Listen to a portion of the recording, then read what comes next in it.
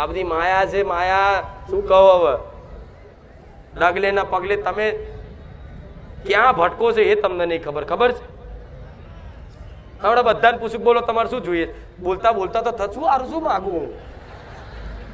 બોલ યાર, તારે ટાઈમ આલું છું 2 મિનિટની અંદર. બોલ તાર શું જોઈએ? માથું ગંજ શું માગું? પેલા પૈસા માગી લો, પેલા આ માગી લો. બોલો અમારે શું કહેવું? થાય કે નહીં? પણ આવું થાય કે નહીં? આવું અને માગવા ઉતાવળમાં માગી અને આ પૈસા નતા માગવાના. સારું, પૈસા તો મારા જમીનના આવવાના જ હતા. સારું, અમેરિકાના વિઝા માગી લીધા હોત તો સમય જતો રહ્યો. કે થાય ને એવું? એટલે એક દાડમાં ટાઈમ આલો પટેલ બધાને 2 મિનિટ લેણો. 2 મિનિટમાં ફટાફટ માગી લો.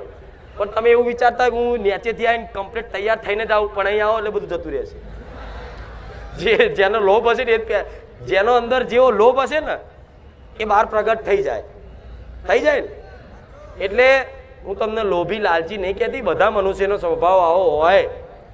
પણ દેવી શક્તિની કૃપા હેઠળ જે દીકરાઓ આવ્યા છે ને એના જીવનમાં પરિવર્તન 100% થશે ને થશે.